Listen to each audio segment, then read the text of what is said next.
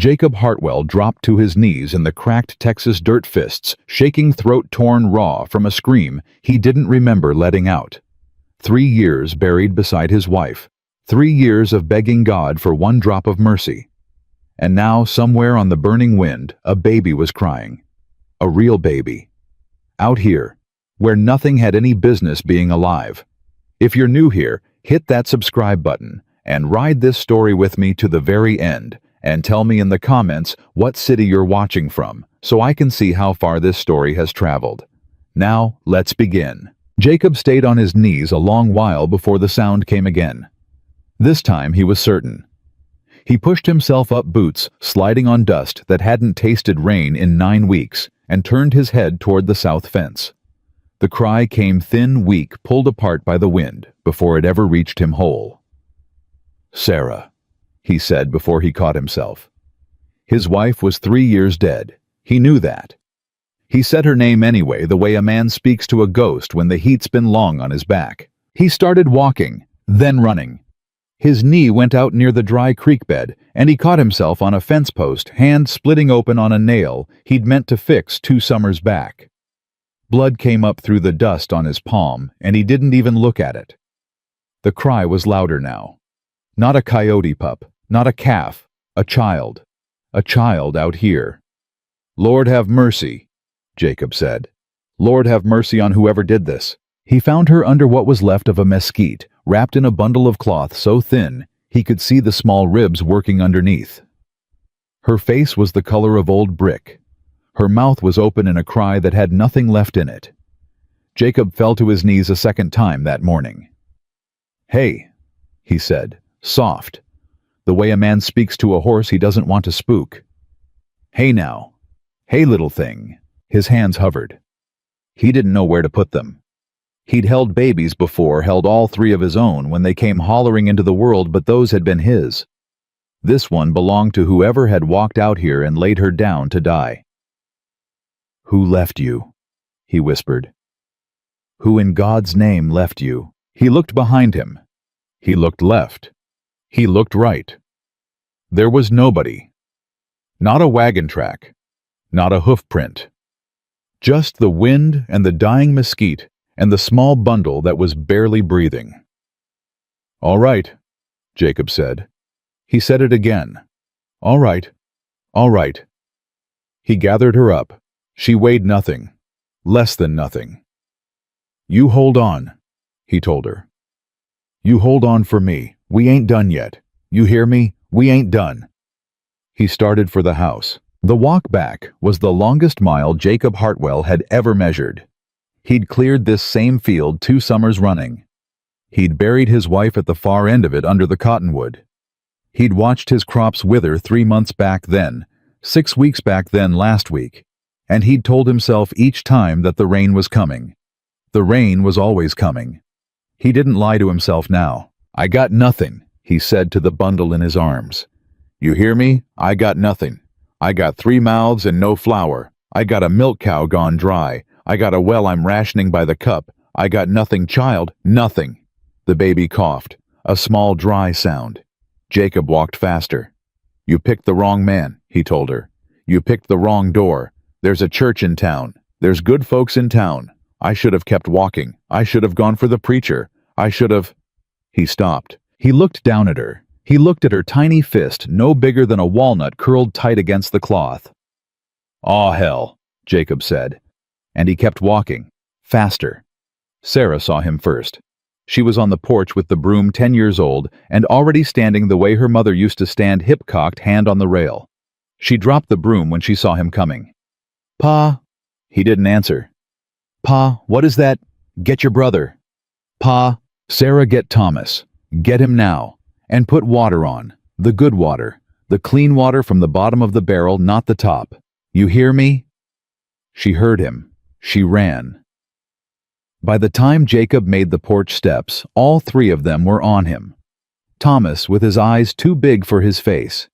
Emma clinging to her brother's pant leg. Sarah back already with a tin cup of water sloshing over her fingers. "Pa, is that a baby?" "It is." "Whose baby?" "I don't know." "Where'd you find—" "South fence. under the mesquite. Emma started to cry. She didn't know why. 5 years old, and she could feel the room change. "Hush, Em," Sarah said. She didn't take her eyes off the bundle. "Hush now. Pa, is she alive?" "Barely. Give her to me." "Sarah." "Pa, give her to me." He gave her over. Sarah carried that baby like she'd been carrying babies all her life.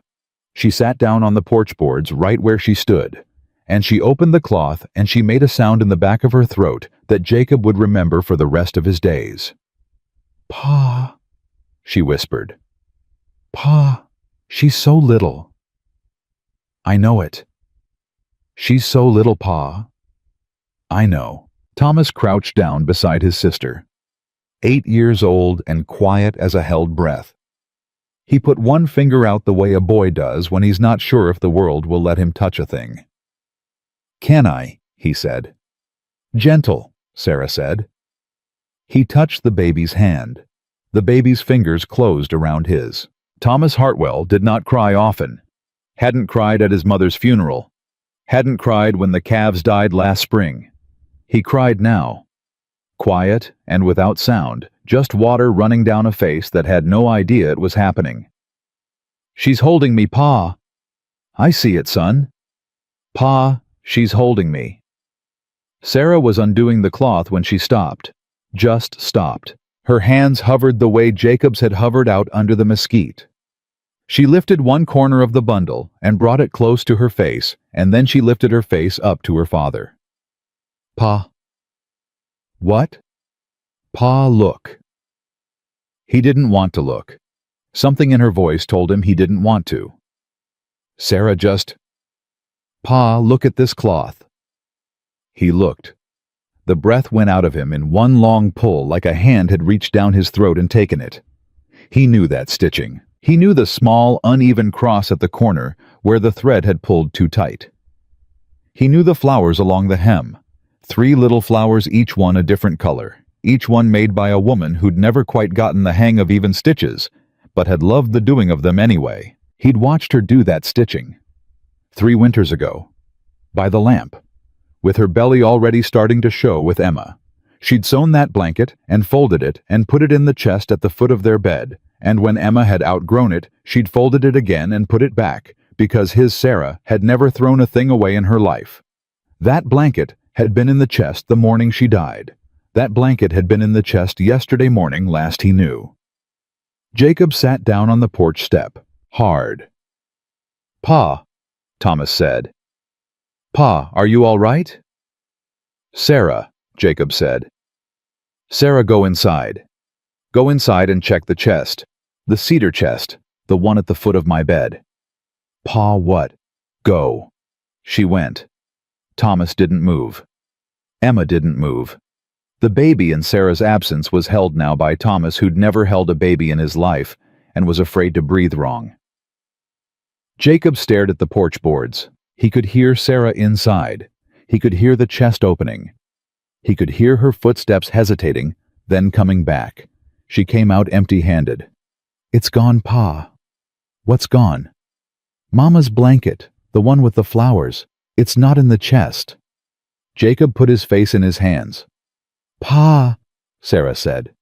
"Pa, what does that mean?" "I don't know." "Pa." "I don't know, Sarah. I don't know what it means. I don't know who took it. I don't know how it got out there. I don't know any of it." "But Pa." "Sarah." His voice cracked open in the middle of her name. "I don't know." She sat down beside him. She put her small hand on his arm. She was 10 years old, and she was the only thing keeping him upright on that porch, and they both knew it. "All right, Pa. All right. What do we do now?" He looked at the baby in Thomas's arms. He looked at Emma's small, wet face. He looked at Sarah, who looked too much like her mother to bear sometimes. "We feed her," Jacob said. "With what? I don't know yet." "Pa, the cow's dry." "I know it. And the goat's barely making half a—" "Sarah, I know." "Pa, we ain't got—" "I'll figure it out." He hadn't meant to shout. He never shouted. Emma started crying again. Real crying this time. The deep hiccuping kind that only little children can do. Thomas pulled her in against his side without ever letting go of the baby. "Em," Jacob said. "Em, come here, baby. Come here to Daddy." She came. She crawled up into his lap, and she pressed her face into his shoulder, and she sobbed the way only a 5-year-old can sob, like the world was ending, and she didn't have the words for it. Maybe it was ending. Maybe the world had been ending for 3 years, and he just hadn't been paying attention. "I'm sorry," he said into her hair. "Daddy's sorry. Daddy didn't mean to holler." "You scared me," she whispered. "I know I did." "You never holler." "I know, Em. Don't holler, Daddy." "I won't. I promise." He held her. He rocked her the way he'd rocked her 3 years back when her mama was dying in the next room, and he hadn't known how to tell her. He rocked her now, and he looked over the top of her hair at Sarah, his 10-year-old Sarah, with her mother's chin set against everything the world could throw at her. "What's her name?" Sarah said. "What? The baby. We can't keep calling her the baby." "I don't." He stopped. "Your mama always wanted another." "I know it." "She wanted a girl. Wanted to name her Elsa." "How'd you know that?" "Mama told me. The week before she—" Sarah stopped. "Mama told me." Jacob nodded. He couldn't speak. "Elsa, then," Sarah said. "If that's all right." "That's all right." "Elsa Hartwell." "Sarah." "Hartwell, Pa. If we're keeping her." "We can't keep her." "Pa." "Sarah, we ain't got the—" "We're keeping her." "Sarah." She looked at him. 10 years old. Hand still on his arm.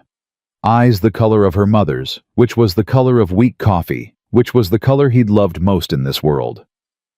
"Pa," she said, "Mama's blanket was on her." "I know. That means something." "Maybe." "Pa, that means something." He didn't answer her. He couldn't answer her. He held Emma, and he watched Thomas hold Elsa, and he listened to the wind come up off the field that wouldn't grow him a thing this year, and he tried to figure out how a man feeds 4 children on dust. "We're keeping her," Sarah said again, softer this time. Final.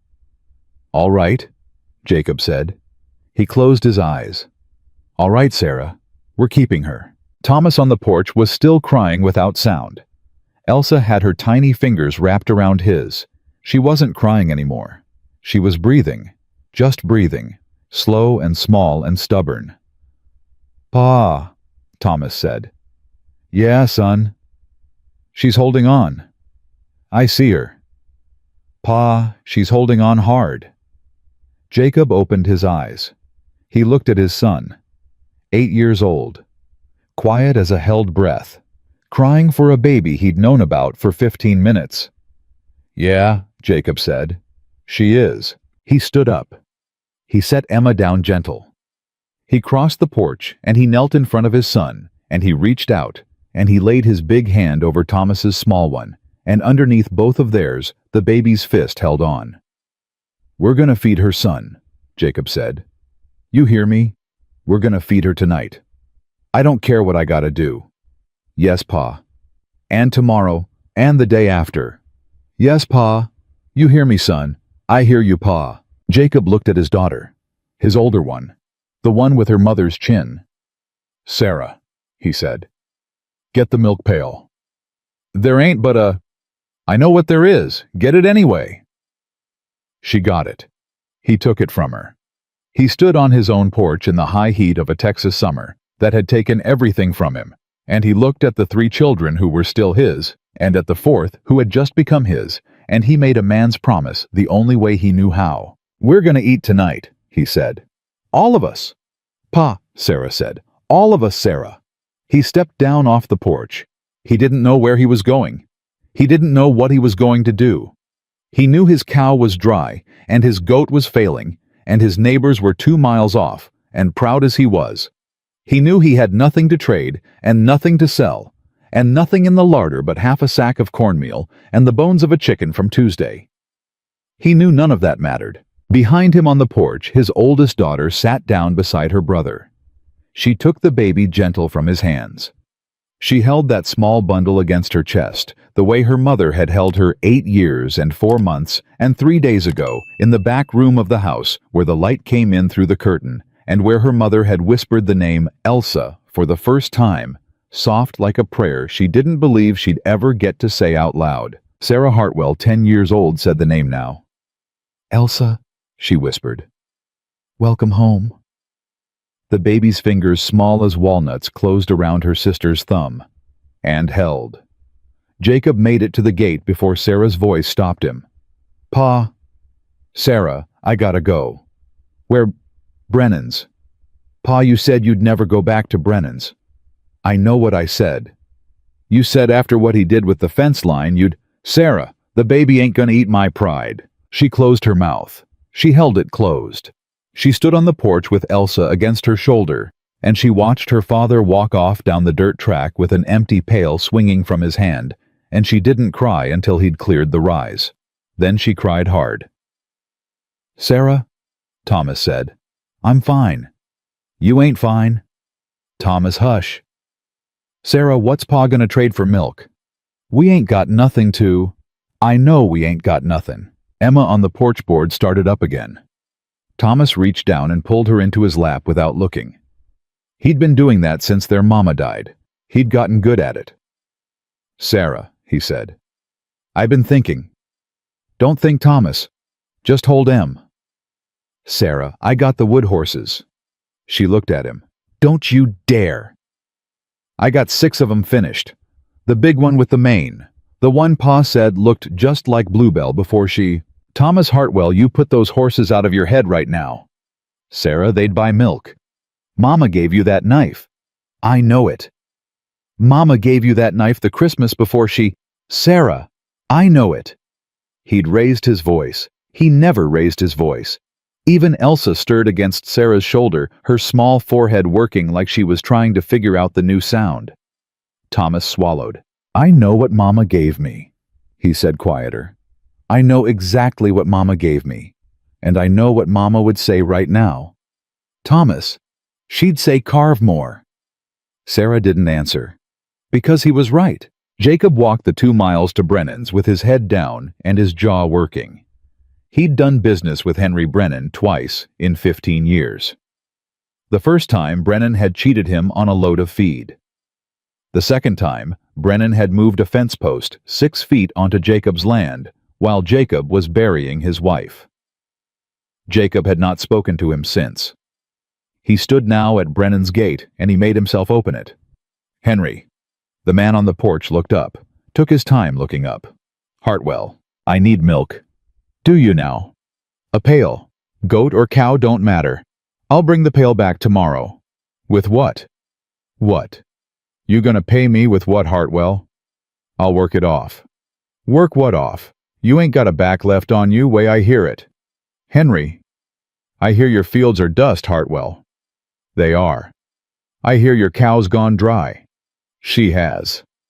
"I hear—" Brennan stood up slow. He was a big man. He'd always been a big man. "I hear you got yourself a 4th mouth." Jacob's hand tightened on the pail. "How'd you hear that?" "Word travels." "Word don't travel that fast." "It does in this country." "Henry, who told you?" Brennan smiled. It was not a kind smile. "Now why," he said, "would a poor widower with 3 hungry children of his own take in a 4th Hartwell? Why would a sensible man do that?" "That ain't your business." "Ain't it?" "It ain't. See, I'd say it is.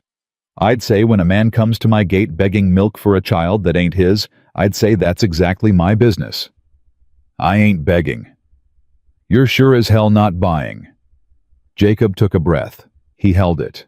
He let it out. "Henry, please." The word cost him. The word cost him more than the man on the porch would ever know. Brennan studied him. "No," Brennan said. "Henry." "I said no, Hartwell." "It's a baby."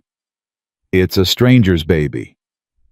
"It's a baby, Henry." "Then take it to the church. That's what the church is for." The church is 15 miles. Then it's 15 miles. She won't make 15 miles.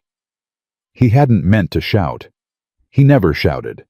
He'd shouted twice today, and he'd built his life on never shouting once. Brennan looked at him a long while. "Hartwell," he said, "I'll tell you something. As a kindness. I don't want kindness from you. Take it anyway. That child ain't gonna live the week. You know it. I know it. The good Lord knows it. And when she goes, you're gonna have buried 2 on that same plot under that cottonwood, and you're gonna have spent your last 3 cups of milk on a child that wasn't yours to grieve for. Get off your porch. This is my porch. Then I'm getting off it." He turned. "Hartwell." He kept walking. "Hartwell." He kept walking. "There's a man asking around about a baby." He stopped. He didn't turn. "What man?" "Don't know him. Came through yesterday. Big fella. Black coat in this heat if you can believe it. Asking after a woman with a child. Asking real polite. Tipping his hat. The kind of polite that makes a man check his door at night." "What woman?" "Didn't say." "Henry? What woman?" "I'm telling you he didn't say. He just said a woman. With a child. And a coin pinched between his fingers the whole time he asked." "What kind of coin?" "Gold. Half eagle looked like." Jacob turned around. Brennan was watching him with something that wasn't quite a smile anymore. "You took it in, didn't you?" Brennan said. "Henry." "You took it in." "Henry, where is he?" "Last I saw headed north, toward the Wilcox place." "That's a mile from mine." "I know it is." Jacob stood at the gate with the empty pail in his hand, and he tried to make his mouth work right. "Henry," he said, "I need that milk." Brennan didn't move for a long moment. Then he did. He stepped down off his porch, and he went to the spring house, and he came back with a tin pail half full, and he handed it through the gate. "Bring the pail back," he said. "Henry." "I said bring the pail back, Hartwell. I didn't say nothing else." "What do I owe you?" "You owe me bringing the pail back." "Henry, get on, Hartwell. Get on home before that fella finds your road." Jacob got on. He ran the 2 miles back. He hadn't run 2 miles in 10 years. His knee gave out twice, and he caught himself twice, and he kept the pail upright through both of them, and when he made the rise over his own land and saw his porch in the distance, he saw something else first. A horse, tied to his fence, black. He stopped running. He started walking, quiet. The pail of milk sloshed against his leg, and he steadied it. He put his free hand to his hip, where his pistol used to ride before he'd sold it last winter for flour. His hand closed on nothing. He kept walking. He heard the voice before he made the porch. It was a calm voice, a polite voice. The kind of polite Brennan had warned him about. "A real pretty home you got here, miss. A real pretty home. Your daddy must work himself half to death." "He does." "And your mama?" "My mama's dead, sir." "Ah, I'm awful sorry to hear that, miss. Awful sorry." "Thank you, sir." "And who's that little one in your arms, miss?" Sarah didn't answer. Jacob came around the corner of the house. The man on his porch was tall. Not big the way Brennan was, big long, like a man stretched. Black coat. Black hat. A pistol on his hip that was not for show. He was crouched down in front of Sarah, who was holding Elsa tight against her chest, who was not looking at the man's face, but at his boots. Thomas was on the porch beside her, with one hand on Emma's shoulder, and one hand behind his back. Jacob saw what was in Thomas's hand behind his back. It was the carving knife. 8 years old, holding his mother's last gift to him in a fist and waiting. "That'll do," Jacob said. The man straightened up. He turned. He smiled. "Mr. Hartwell." "I don't know you." "No, sir, you don't. But I know you." "How?" "Word travels." "Get off my porch." "Mr. Hartwell, I ain't here to cause trouble." "Get off my porch." "I'm here to ask after a child." "Get!" The man didn't move. The man tipped his hat instead. "Mr. Hartwell, I've been riding 3 days. I've been asking polite at every door from Abilene to here. I tipped my hat to your little girl, and I called your boy sir, and I have not raised my hand nor my voice in this county. I am asking you plain after a child. A girl child 2 weeks old wrapped in a quilt with flowers stitched along the hem. Jacob's hand tightened on the pail. 3 flowers, the man said. 3 different colors, stitched a little crooked along one side. Would you happen to have seen such a quilt, Mr. Hartwell? Jacob did not look at Sarah. He did not look at Elsa. He kept his eyes on the man. No, he said. No, sir. No. Mr. Hartwell. I said no. Your little girl is holding the quilt right now, sir. Sarah pulled Elsa tighter. Thomas's hand moved on the knife. That ain't your quilt, Jacob said. No, sir, it ain't. Then what's your business with it? My business is with what's wrapped inside it. That ain't your business neither. Mr. Hartwell. The man's voice went lower, calmer. The polite hadn't left it, but something had moved underneath it. I am going to ask you one time plainly. Where did your little girl get that quilt? I gave it to her. And where'd you come by it? My wife sewed it. Your dead wife. My wife. Sewed a quilt that wraps a baby that ain't yours. Awful curious, ain't it? Get off my porch. Mr. Hartwell. I said get off my porch. He'd shouted again, 3 times in one day. The man in the black coat looked at him a long time, then he smiled slow. I'll go, he said. Good. I'll come back. Don't. I will, though. He stepped off the porch. He didn't hurry. He walked past Jacob like Jacob wasn't there, and at the gate he turned. Mr. Hartwell, the woman who carried that child. She's dead. She died in a wagon 2 miles north of here 4 days back. She walked herself sick to put that baby down somewhere safe. You understand me? Jacob didn't answer. You're not the villain here, Mr. Hartwell. I want you to know that. I'm not neither. Then who is? The man tipped his hat. That, he said, is what I'm asking around to find out. You take care of that child, sir. You take real good care. And when I come back, you and me, we're going to have a longer talk. He mounted up. He rode off north. Jacob stood at his own gate and watched him go and didn't move until the dust had settled. Pa. He didn't turn. Pa. Sarah. Pa, who was that? I don't know. Pa, he knew Mama's quilt. I know. Pa, how'd he know Mama's? Sarah, I don't know. He turned. He climbed his own porch slow, like a man twice his age. He looked at his oldest daughter. He looked at her brother with the carving knife still gripped behind his back. He looked at Emma dry-eyed for once, watching the road. He looked at Elsa. She was looking up at the sky. Just looking. Small fingers wrapped around the edge of the quilt his wife had stitched, the quilt he hadn't seen since the morning she died. Thomas. Yes, Pa. Put the knife down, son. Thomas looked at his hand like he'd forgotten it was there. Yes, Pa. And son. Yes, Pa. That was a brave thing. Yes, Pa. Don't ever do it again. Yes, Pa. Jacob set the pail down on the porch boards. He sat down beside it. He put his face in his hands. Pa, Sarah said. Did you get the milk? I got it. From Brennan. From Brennan. What'd you give him? Nothing. Pa. I gave him nothing, Sarah. I asked. He gave. She was quiet. Then she said, Henry Brennan gave you milk. He did. Pa. Henry Brennan ain't given a man free milk in 20 years. I know. What does that mean? He looked up at her. I don't know what it means, Sarah. Pa, I don't know what any of it means. I don't know who that man was. I don't know who took your mother's quilt. I don't know who that baby's mother was, or how she got 2 miles from this porch. I don't know any of it. I just know that pail's got milk in it, and that baby's hungry, and right now, that's all I aim to know. Sarah looked at him a long time. Then she nodded. All right, Pa. Get her fed. Yes, Pa. She took the pail. She took Elsa. She went inside. Thomas stayed. Pa. Yes, son? Was he going to hurt us? I don't know. Pa, I think he was. Maybe, son. Pa, I'd have used the knife.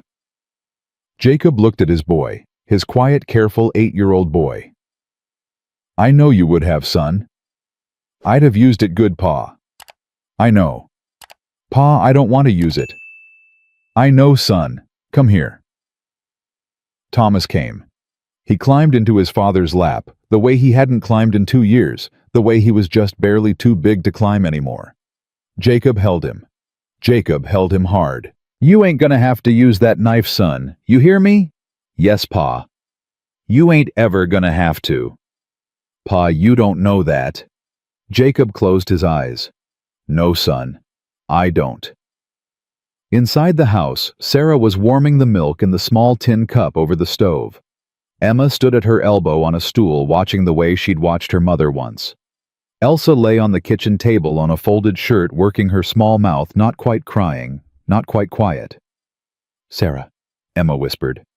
What, Em? That man scared me. I know. He scared Pa. I know that too. Sarah. What? Why did he know Mama's blanket? Sarah stopped stirring. She looked at her little sister. I don't know, Em. Sarah. What? Do you think Mama gave it to that baby? Sarah didn't answer for a long moment. Em, Mama's been gone 3 years. I know, but maybe. Em. Maybe Mama saw the baby was alone. Maybe Mama. Em, hush.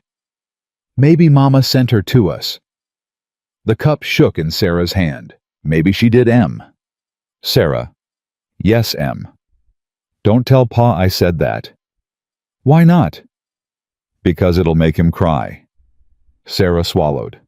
All right, Em. You promise? I promise. Out on the porch, Jacob held his son, and he watched the road north, and somewhere 2 miles up that road, a man in a black coat was riding toward whatever had killed Elsa's mother. And 4 miles past that, the Wilcox place sat empty since the spring, but the man hadn't known that, and when he found it empty, he'd come back, and Jacob knew it. He had until nightfall.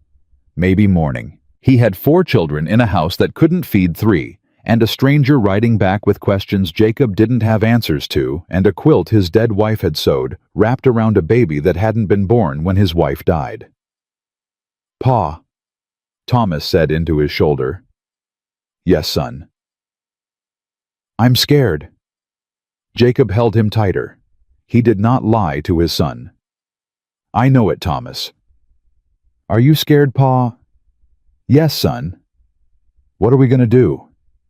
Jacob looked at the road. Empty now. Empty for now. We're going to feed your sister, he said, and we're going to eat what we got, and we're going to sleep with the door barred. And come morning, son, come morning, we're going to figure out the rest. Yes, Pa. You hear me, son? Yes, Pa. All of it, the whole rest of it, together. Yes, Pa. Thomas pressed his face harder into his father's shoulder. Jacob held him, and on the kitchen table in the small folded shirt that had once belonged to a woman 3 years buried the baby. Elsa worked her small mouth around the rim of a tin cup of warm milk and lived another hour. The fever came on her in the 2nd hour past midnight. Sarah was the one who knew it first. She'd been sleeping with Elsa against her chest in the kitchen chair, and she came awake the way mothers come awake all at once, with no in-between. Pa, she didn't shout. She said it once, soft. Pa. Jacob was up before his eyes were open. He'd been sleeping in the doorway with a hatchet across his lap. Sarah. Pa, she's hot. How hot? Pa, she's burning. He crossed to her in 3 steps. He laid the back of his hand against the baby's forehead, and he pulled it back like he'd touched a stove. Lord. Pa. Lord, Lord, Lord. Pa, what do we do? He didn't answer her. He couldn't answer her. He stood over his daughter and the baby in her arms, and he tried to think, and his mind wouldn't move. Jacob. He hadn't been called that in 3 years. He turned. There was nobody in the kitchen but Sarah, and Sarah was watching him 10 years old with her mother's chin and her mother's eyes, and he understood that she had not said his name. He had heard his name, but she had not said it. Papa, you're scaring me. I'm here. Pa, what do we do?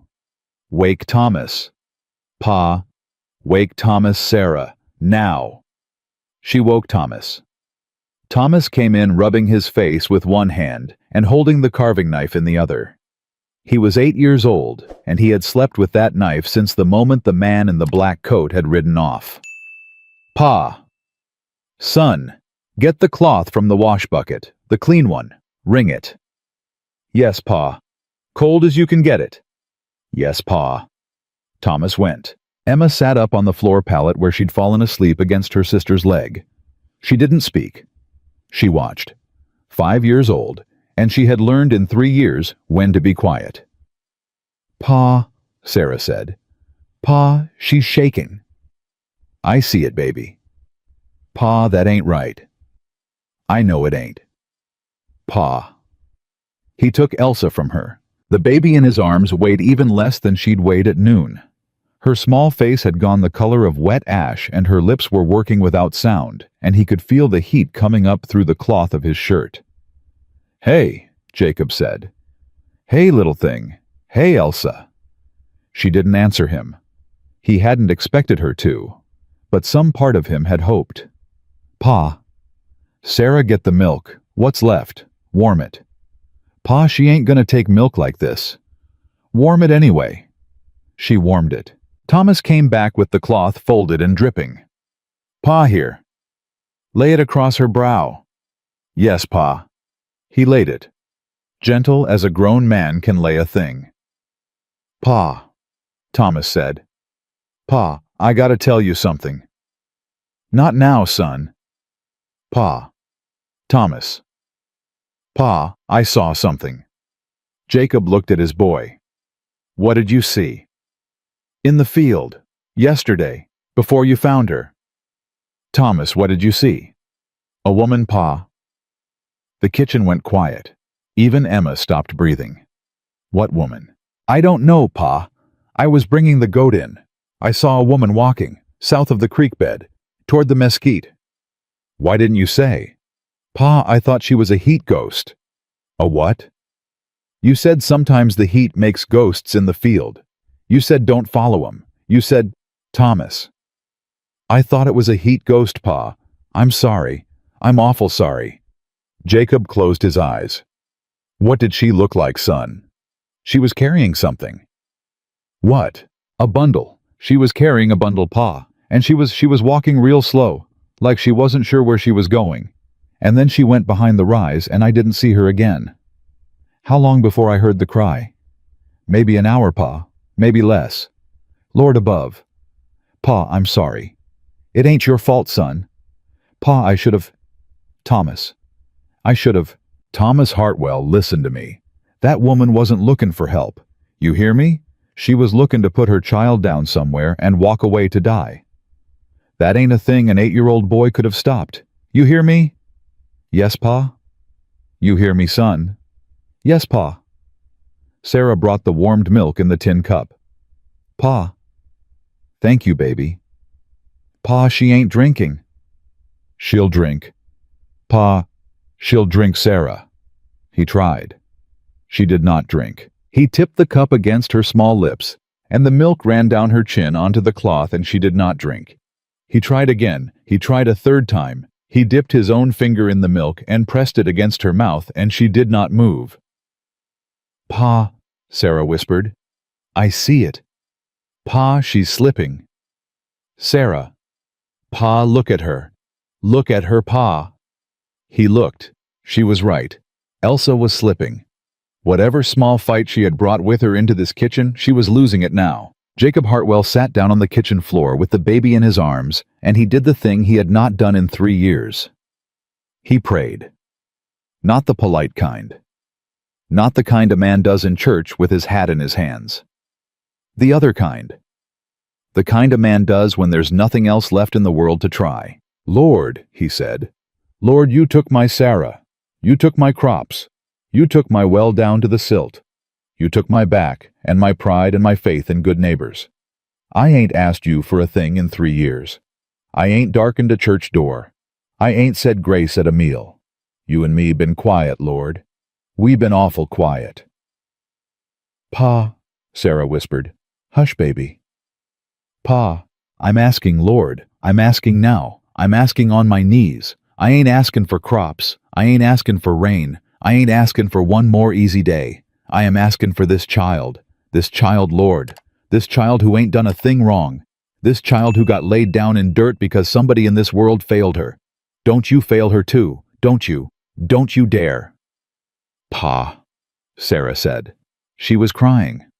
Pa, stop. I ain't done. Pa, please. You take her, Lord. You take me too. You hear me. You take her, you take me. I ain't bargaining. I'm tellin'. The knock came at the door. 3 slow knocks. Jacob's head came up. Thomas's hand went to the knife. Sarah went still. Don't open it, Sarah whispered. Sarah. Pa, don't. Sarah, take her. He gave Elsa over. He got up from the floor. He walked to the door with the hatchet in his hand, and he laid his palm flat against the wood. Who's there? Mr. Hartwell. The voice from the other side of the door. Calm. Polite. But thinner than it had been at noon. Thinner and slower and breathing wrong. It's late, Jacob said. Yes, sir, it is. What do you want?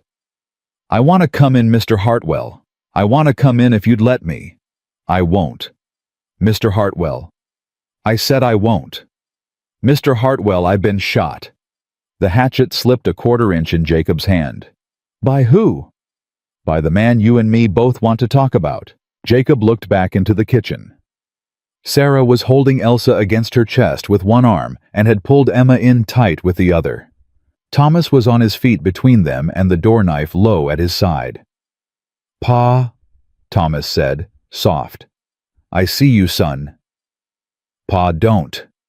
Jacob put his hand on the bar. He looked at the door. You alone out there? Yes, sir. You swear it. On my mother's name, Mr. Hartwell. Your mother's name don't mean nothing to me. No, sir. I expect it don't.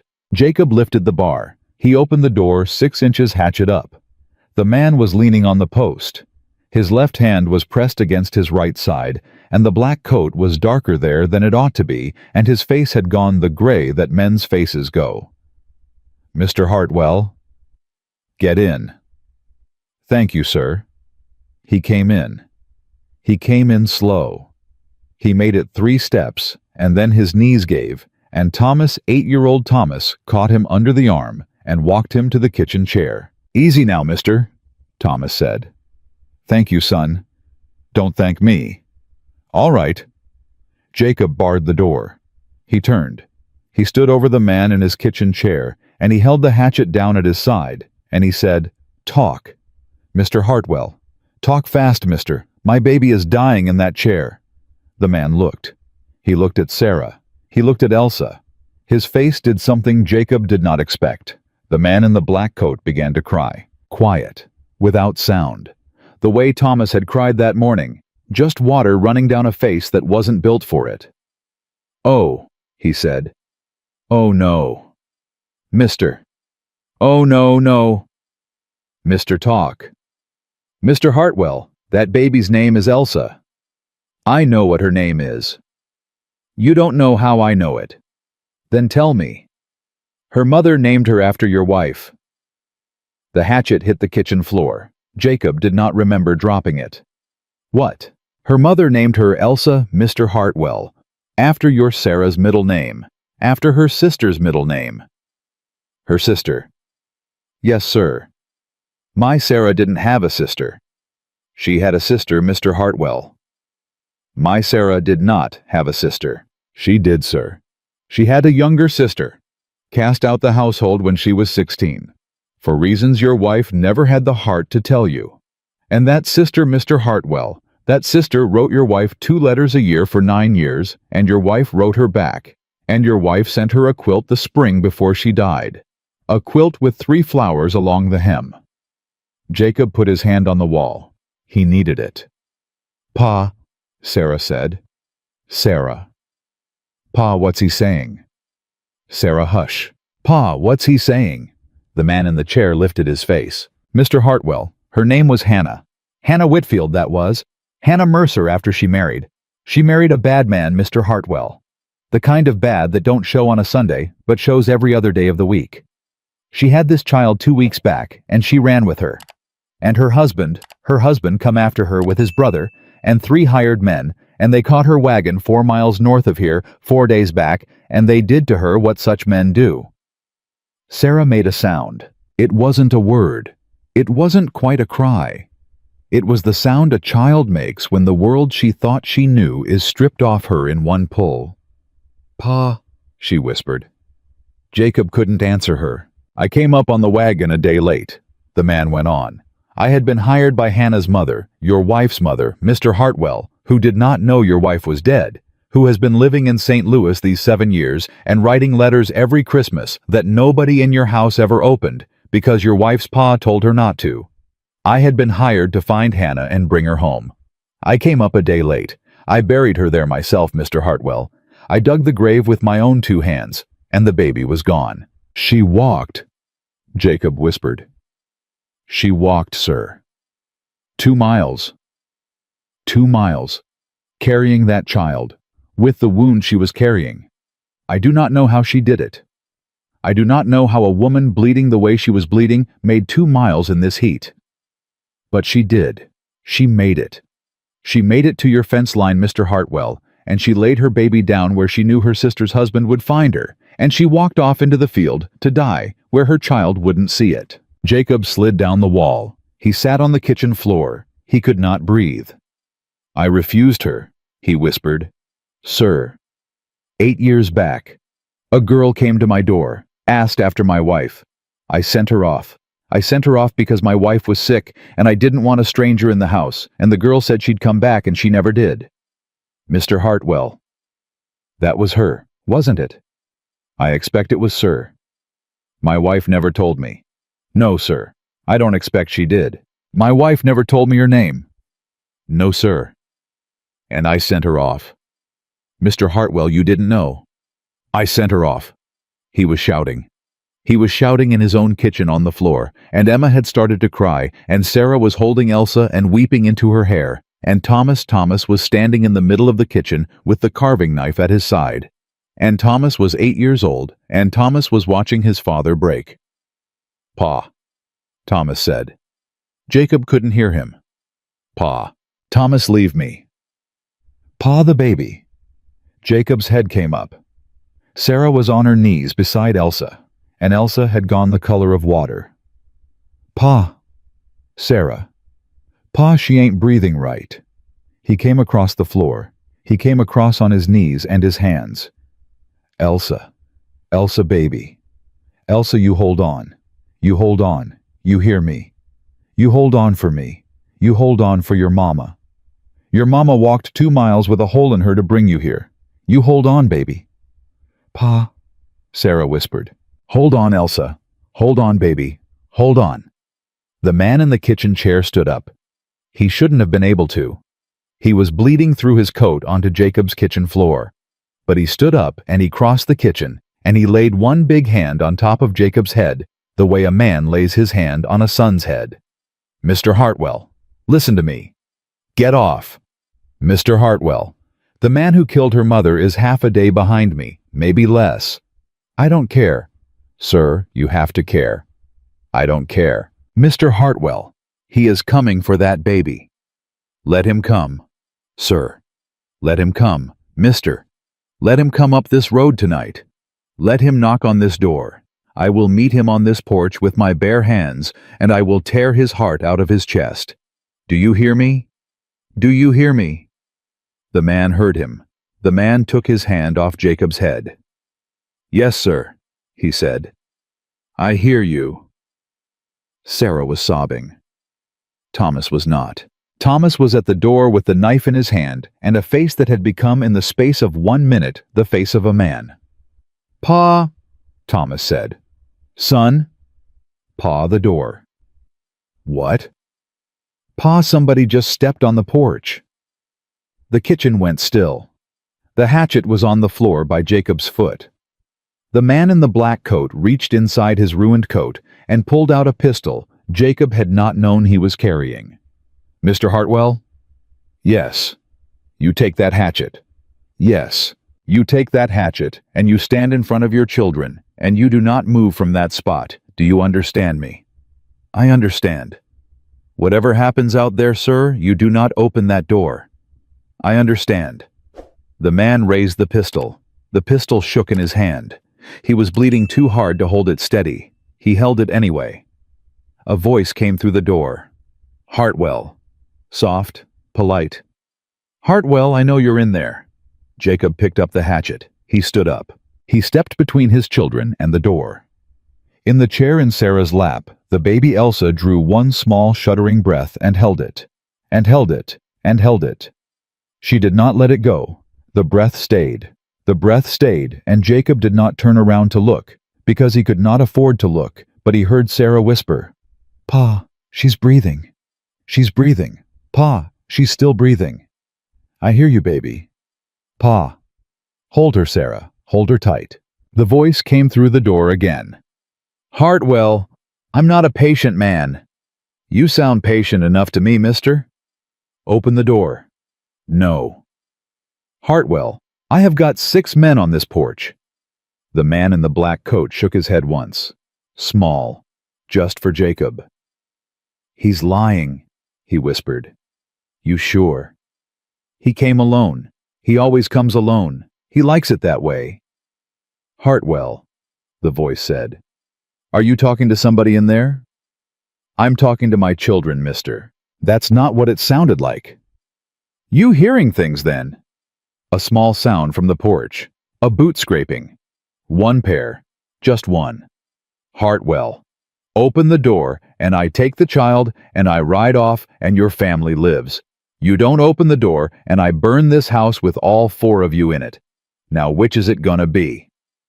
You ain't burning my house, mister. Try me. You ain't, because if you had matches you'd have struck 'em already. You're talking because you can't shoot through that door without hitting the child you come for. A long silence. You're a smart man, Hartwell. I ain't. You are. That's a problem for you. Why? Because smart men don't usually live through nights like this one. Jacob looked over his shoulder. Just for a second. Just long enough. Sarah was on the floor with Elsa on her chest. Emma was wrapped around Sarah's leg with both arms. Thomas was at the back window with the knife. Thomas? At the back window. Pa! Thomas mouthed. Jacob shook his head. Pa! Thomas mouthed again. He pointed. The back window faced the small lean-to where the goat lived. Thomas was telling him there was a way out. Jacob could not breathe for a second. Then he could. Mister, he called. What's your name? My name don't matter. It does to me. Why? Because I'd like to know the name of the man my children are going to remember in their prayers. A laugh, soft, polite, a laugh that did not belong on a man like this. My name is Caleb Mercer Hartwell. Caleb Mercer. Yes. You married Hannah Whitfield. I did. And you killed her. The silence was different now. Where did you hear that? From the man in my kitchen. The one bleeding out of the hole you put in him. What?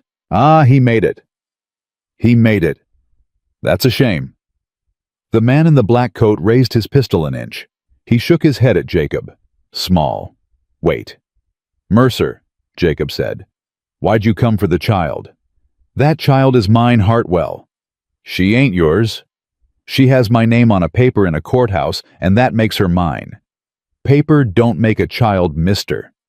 Paper does in this country. In this country, mister, I am holding a hatchet, and you are on the wrong side of my door. Another laugh. Lower this time.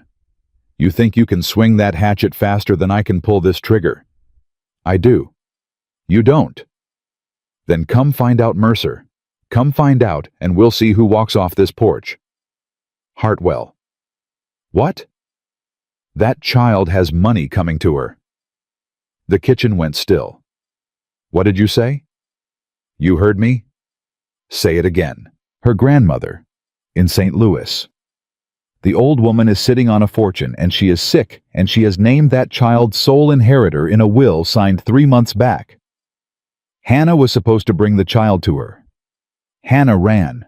Hannah ran with my child and my fortune both, and I aim to have at least one of them back."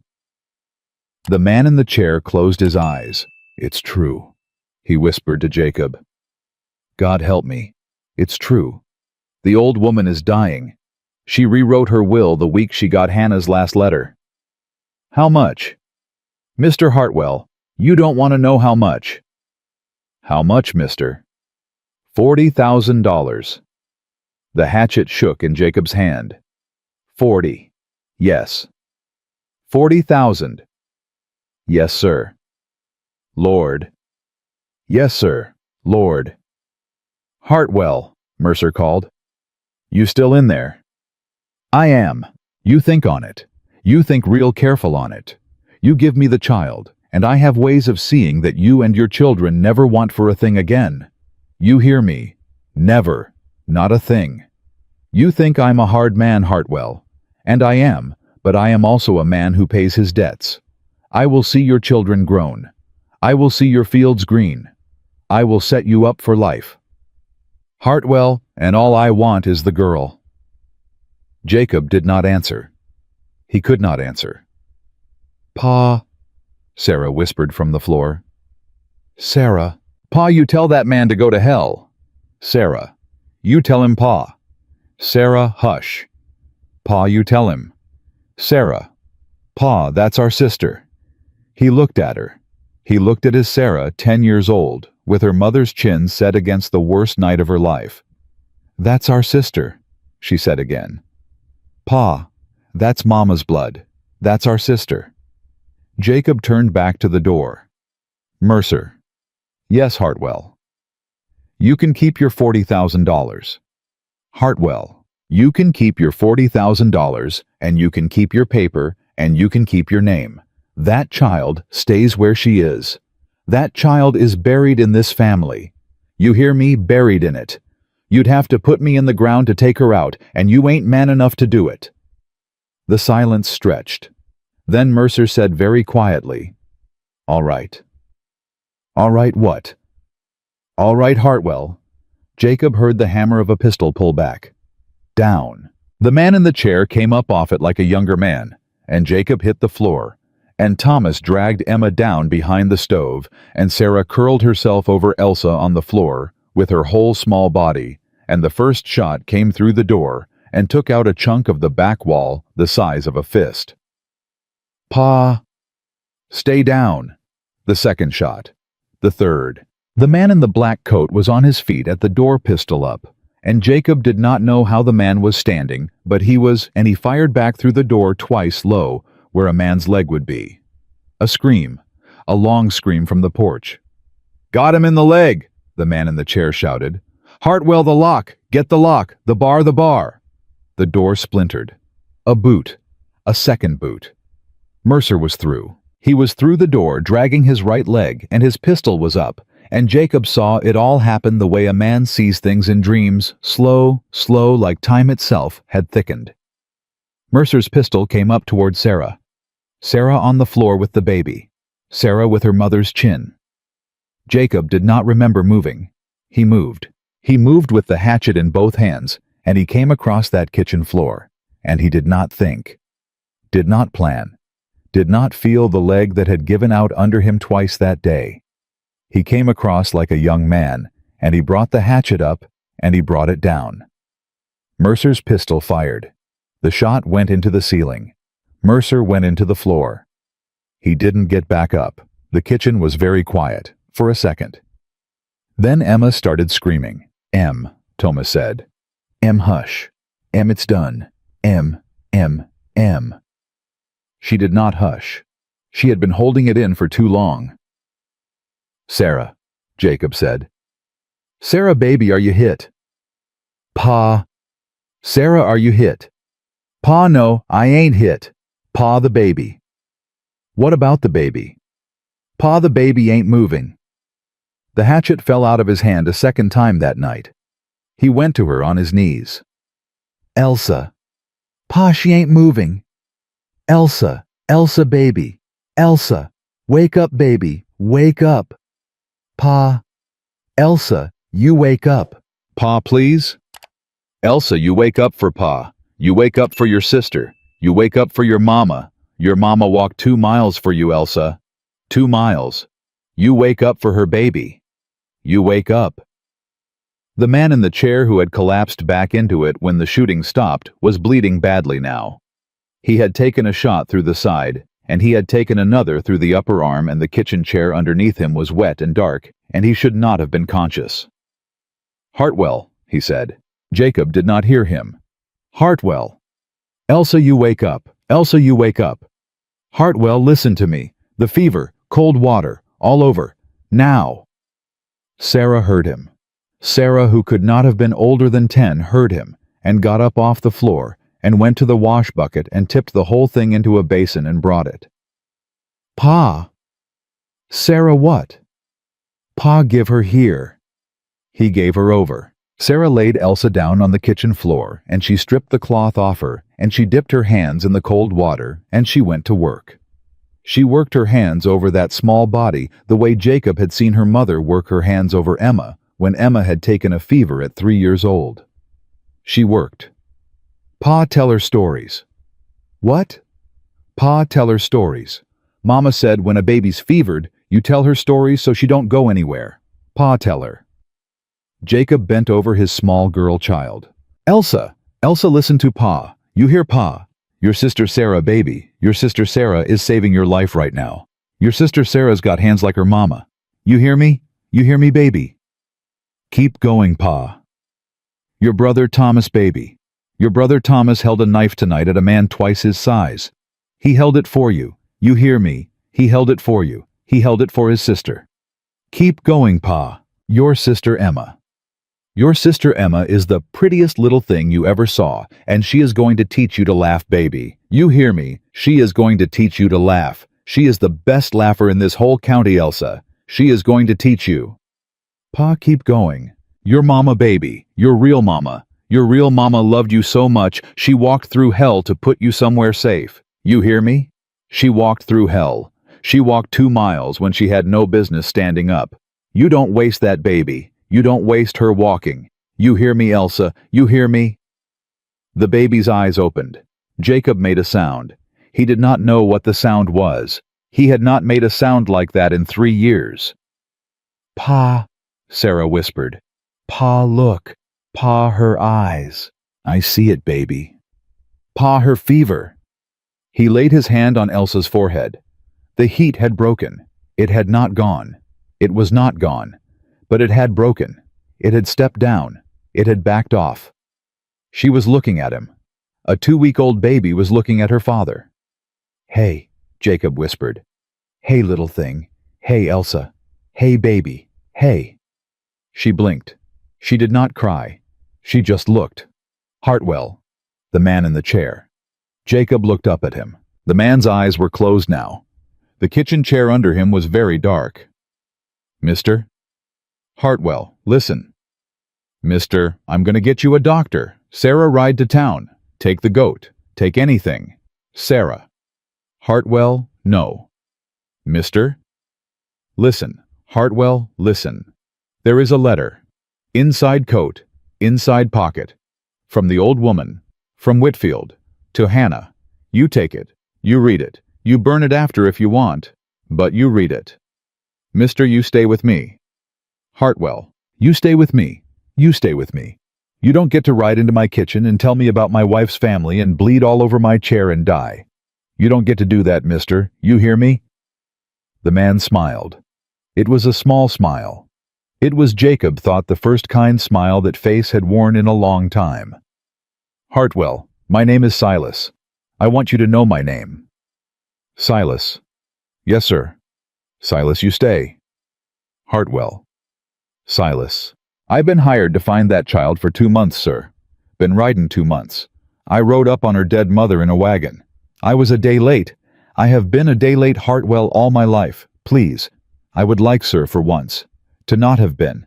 Too late. Tell me she lives. Jacob looked at Elsa. Elsa, who was breathing. Elsa, who was looking up at the kitchen ceiling with 2-week-old wonder. She lives, Silas. Tell me again. She lives. She's gonna live. She's gonna live, mister. You hear me? She's gonna live. Hartwell. Yes, Silas. Tell my employer. Tell the old woman. Tell her I made it. Tell her I made it in time. I will. I will tell her, Silas. I swear it. Thank you, Hartwell. Silas. Yes. You stay. But he did not stay. Jacob held his hand for a few minutes after. Then he put it down gentle on the man's chest. He sat on the kitchen floor next to a dead man and his 3 living children, and 1 barely living baby. And he did not move for a long time. Sarah was the one who moved first. Pa. Sarah? Pa, I hear horses. He came up off the floor. Thomas the knife. Pa, I got it. Sarah the baby. I got her, Pa. You stay behind your sister. Yes, Pa. He went to the door. The door was splintered. The door was in pieces. He stepped out onto his porch with the hatchet in his hand, and he looked down the road and he saw lanterns. A lot of lanterns. 6, 8, 10. Coming up his road. Pa. Thomas whispered behind him. Pa, who is it? Jacob squinted into the dark. The lead lantern was held by a big man on a tall horse. Henry Brennan. Brennan, who had not given a man free milk in 20 years. Brennan, who had warned Jacob about a stranger that morning. Brennan, who was now riding up Jacob's road in the middle of the night with half the county behind him. Hartwell. Henry. Hartwell, we heard shots. You did. Hartwell, are you alive? I am Henry. Your children. They're alive. Hartwell. I rode for help the minute that man rode past my place. I rode for help, Hartwell. Jacob came down off his porch. He came down slow on the leg that had given out 3 times that day. Henry. Hartwell. You rode for help. I did. Henry Brennan, you rode. I did, Hartwell. I rode. Jacob looked at the lanterns. He looked at the faces. He saw his neighbors. He saw the men and women who had not crossed his fence line in 3 years. He saw the women holding baskets. He saw men with rifles. He saw the preacher from town 15 miles off who had ridden through the dark with a black bag and a tired horse. Henry, Jacob said. Yes, Hartwell. There's a man dead in my kitchen. All right, Hartwell. There's another man in my kitchen wasn't quick enough. All right. There's a baby on my floor needs a doctor. Preacher's behind me, Hartwell. Doc's an hour out. He's coming. Henry. Yes. I don't know what to say. Brennan stepped off his horse. He stepped onto Jacob's porch. He looked at Jacob a long while. Hartwell, he said. I moved that fence post. Henry. 3 years back. I moved it on you, while you were burying your wife. I've been ashamed of it since the day I done it. Henry, that ain't... Let me finish. Henry, let me finish, Hartwell. Jacob, shut up. I've been a poor neighbor, Brennan said. I've been a poor neighbor and a poor man and a poor Christian, and I have not crossed your fence line in 3 years, for the same reason a man don't look at a thing he is ashamed of. I have not given you milk. I have not asked after your children. I let your fields go to dust, and I told myself it weren't my business. And then this morning, you come to my gate, Hartwell. You come to my gate, and you said please. And it was the worst sound I have heard in 20 years.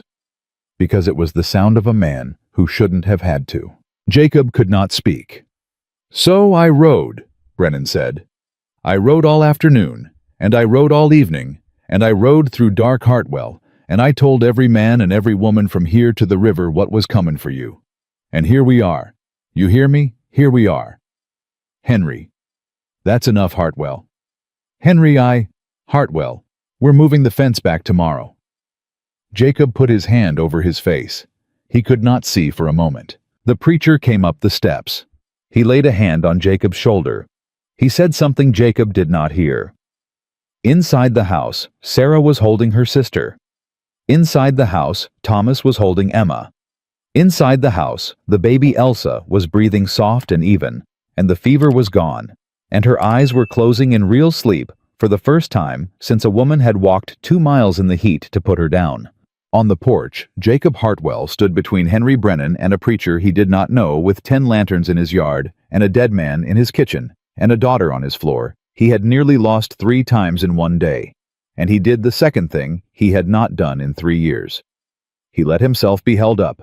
He let his neighbor put an arm under his shoulder.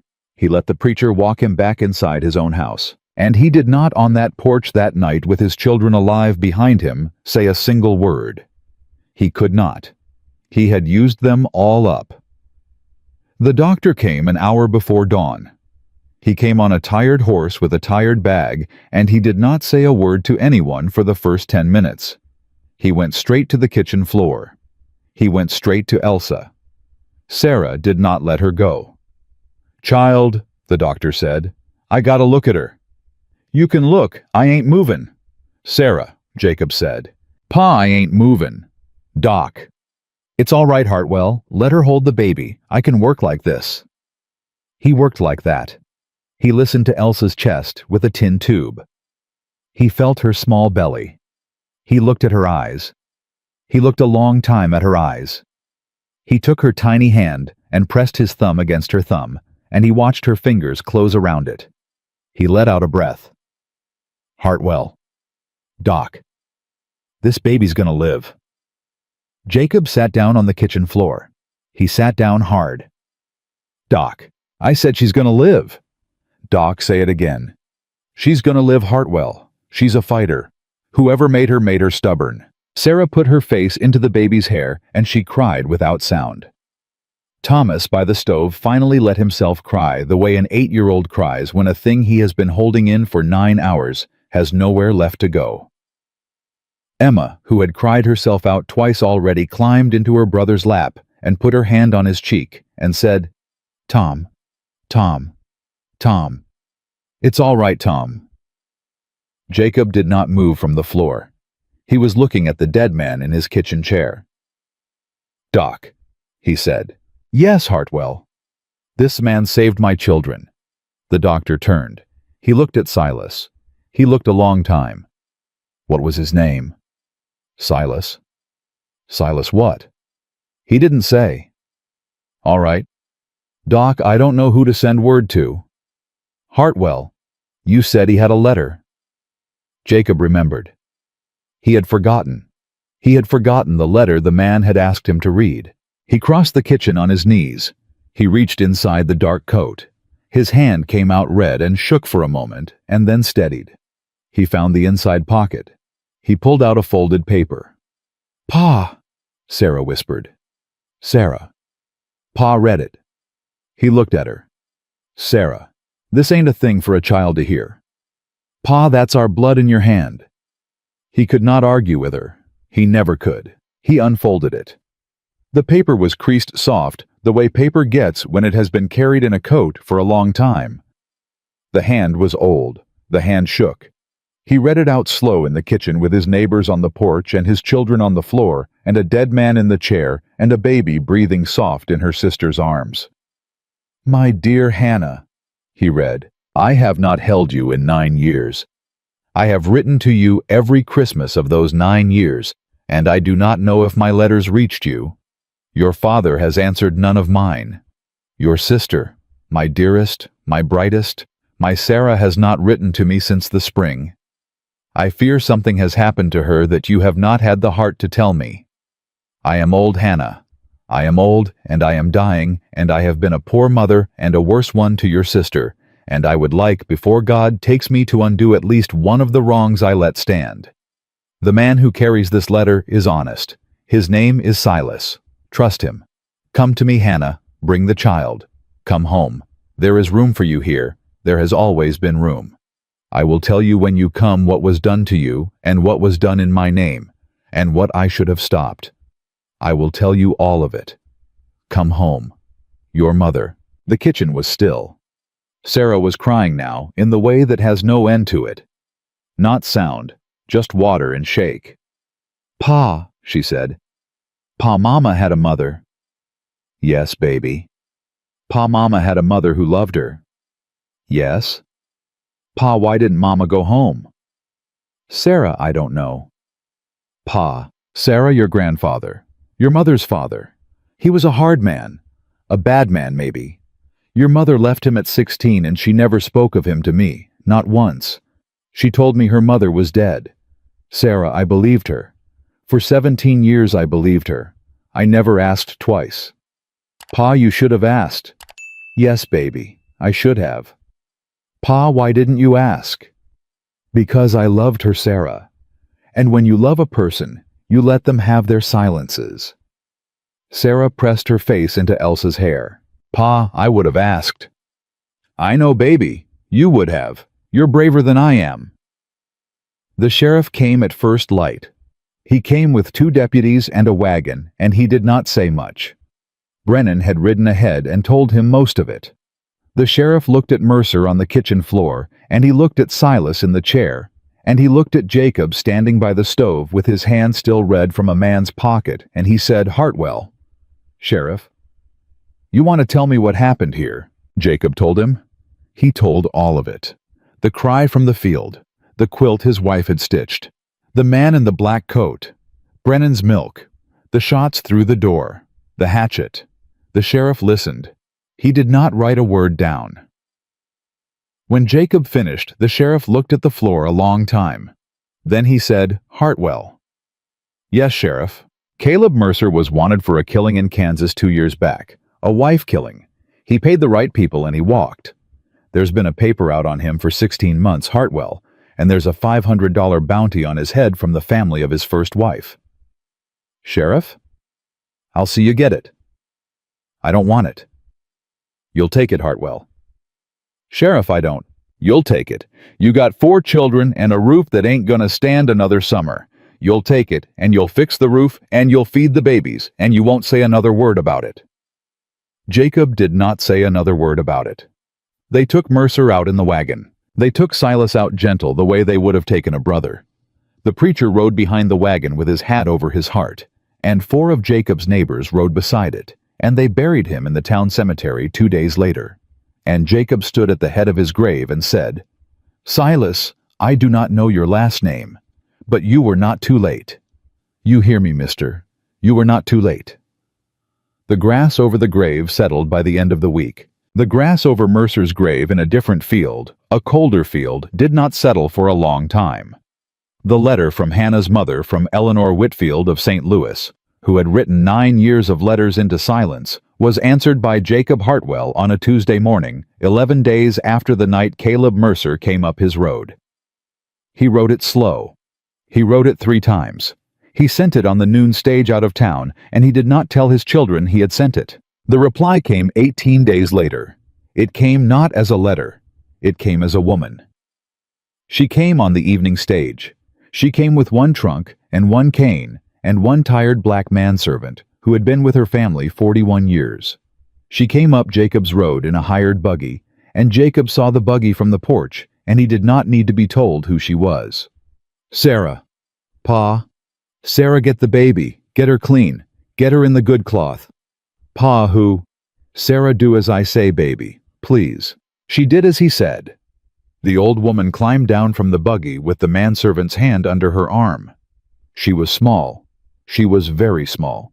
She had her daughter's chin. She had her granddaughter's chin. She walked up Jacob's porch steps one at a time, with the cane working hard, and she stopped at the top step, and she looked at Jacob Hartwell for the first time in her life, and she said, Mr. Hartwell. Mrs. Whitfield. You buried my daughter. Yes, ma'am. Both of them. Ma'am, my Sarah, 17 years ago, without me at her grave. Yes, ma'am, I did. Mr. Hartwell, I would like please to see her. Yes, ma'am. And Hannah, I would like please to see Hannah. Yes, ma'am. And the child, Mr. Hartwell. Above all things, I would like to see the child.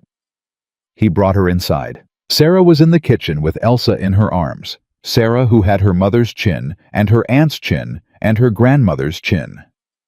Sarah, who looked up when the old woman came in, and stopped. The old woman stopped too. The old woman put her hand against the doorframe. "Oh," she said, soft. "Oh, sweet child of mine." "Ma'am." "Your name is Sarah." "Yes, ma'am." "You are the picture of my daughter." "Ma'am, my mama died when I was 7. "I know, child." "Ma'am, I miss her every day." "I know, child, I know." The old woman crossed the kitchen. She moved slow with the cane. She knelt down in front of Sarah. She knelt with her old knees and her cane and the manservant trying to help her, and she would not let him. She knelt all the way down. She did not reach for Elsa. She reached for Sarah. "Child," she said, may you what, ma'am? May I hold your hand?" Sarah gave her her hand. The old woman took it in both of hers. She held it. She did not speak for a full minute. She held that 10-year-old hand the way a woman holds the only thing she has left in the world. "Sarah," she said. "Yes, ma'am." "Your mother wrote me a letter. The spring she died. She told me she had a daughter named Sarah who reminded her in every way of me." "She said that, ma'am." "She said exactly that, child." "Ma'am, I never knew you were alive." "I know, child." "Ma'am, why didn't I know?" "Because, sweet girl, the world is full of grown people who make hard choices for soft reasons.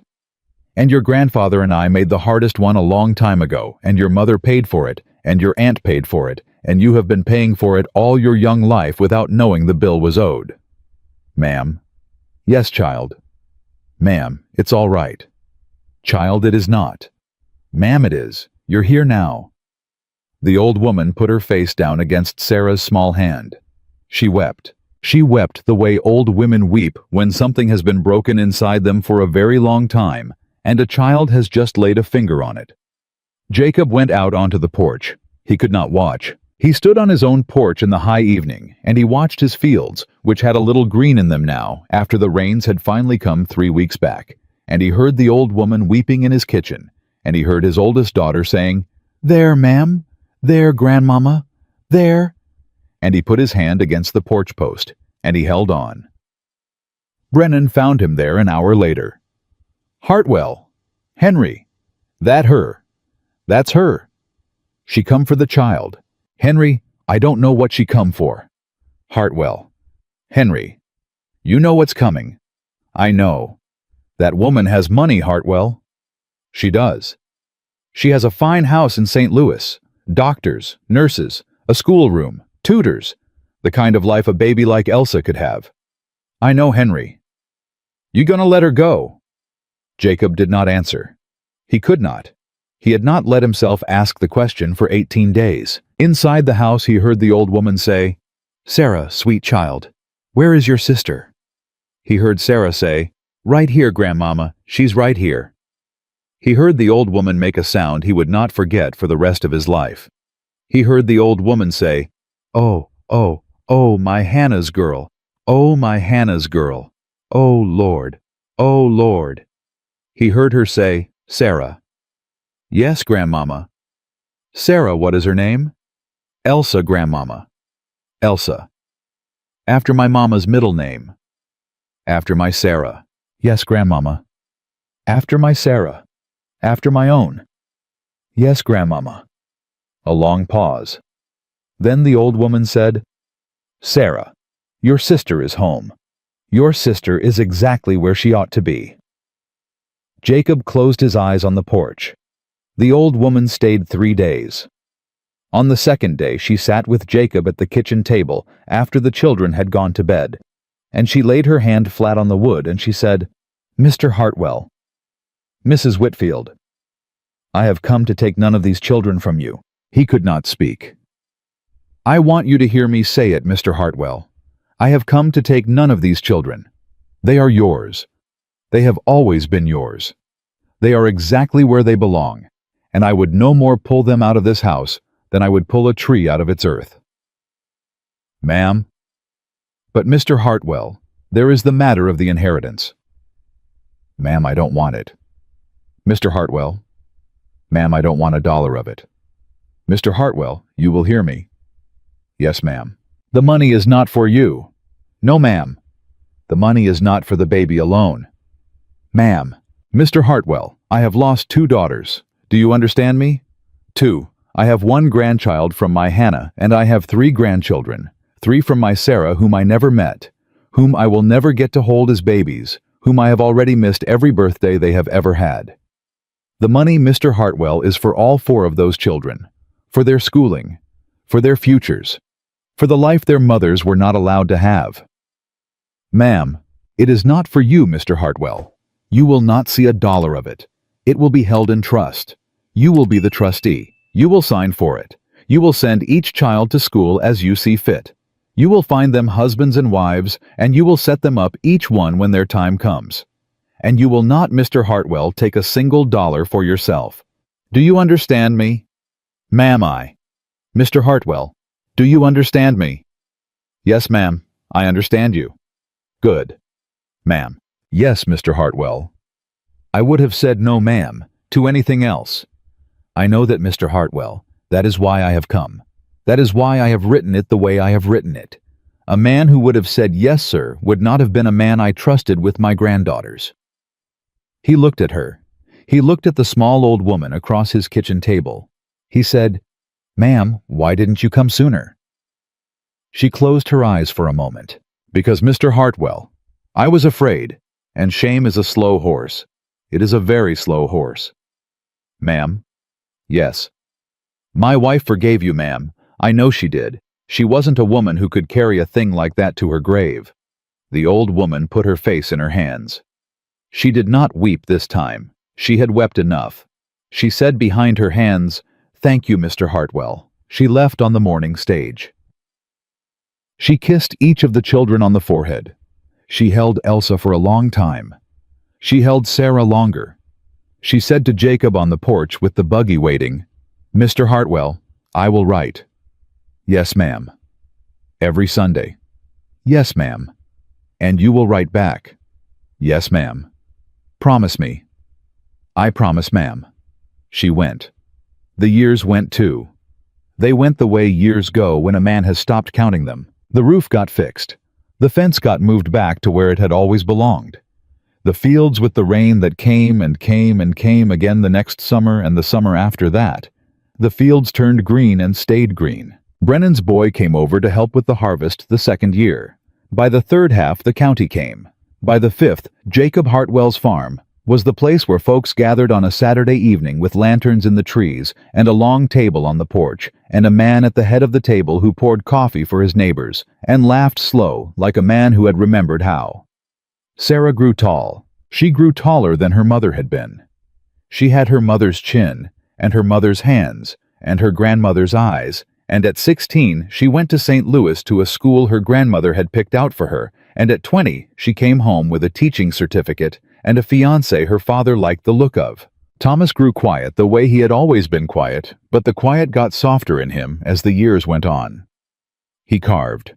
He carved horses and dogs and small wooden boats, and at 15 a man from Fort Worth saw a horse he had carved and bought it, and by the time he was 20, Thomas Hartwell's carvings were in 3 states, and the knife his mother had given him had carved 1,000 things and was sharp still. Emma grew up laughing. She grew up the laugher of the family the way her father had said she would, and when she was 8, she taught Elsa how to laugh, really laugh, the deep hiccuping kind, and from that day forward there were 2 of them in the house, and the sound of them together was the best sound that house had ever held. And Elsa grew. She grew tall. She grew strong. She grew with her mother's stubbornness and her father's eyes. Her real father, Jacob, who had never been her father by blood, but who had been her father by every other count that mattered. She grew running through fields that her uncle, by every count that mattered, had once thought would never grow a thing again. She grew beside a sister named Sarah, who had saved her life on a kitchen floor when she was 2 weeks old, and a brother named Thomas, who had stood at a window with a knife, and a sister named Emma, who had taught her to laugh, and a father who had walked into town once a month for 10 years to put fresh flowers on a grave that read simply, "Silas, he was not too late." On a summer evening when Elsa was 12, Jacob Hartwell sat on his porch and watched her run across the field with Emma. He watched them chase each other. He watched them fall down laughing. He watched them get back up. Sarah came out and sat beside him with 2 cups of coffee. Pa? Sarah. Pa, you all right? I'm all right, baby. Pa, you crying? I am a little. Pa, why? He watched Elsa. He watched her run. He watched her 12 years old, alive in the field where her dying mother had laid her down. He said, Sarah, I told your sister the night I found her that I had nothing. I told her she'd picked the wrong man. I told her she'd picked the wrong door. I remember, Pa. Sarah, I was wrong. Yes, Pa. I had everything, Sarah. I had everything and I didn't know it. Pa? Yes, baby? Mama knows. Yes, baby. I expect she does. Sarah leaned against him. He put his arm around her. Out in the field, Elsa Hartwell, 12 years old, ran with her sister through the long summer grass, and her laugh carried across the field and up onto the porch where her father sat. And Jacob Hartwell, who had buried a wife who had held a hatchet against a man at his own door, who had read a letter from a mother-in-law he had never known he had, who had given up $40,000 without taking a dollar of it, who had built back a roof and a fence and a faith. Jacob Hartwell heard her laugh, and he closed his eyes and he smiled. He had been a poor father once. He had stood in a dying field and told a baby she had picked the wrong man. He had been wrong about that, and about a great many other things, and he was on that porch in the high summer of his life, with his children grown around him, and his fields green, and his door always open now to whoever rode up his road. He was the richest man in the county. He had been wrong about everything, and it had saved him.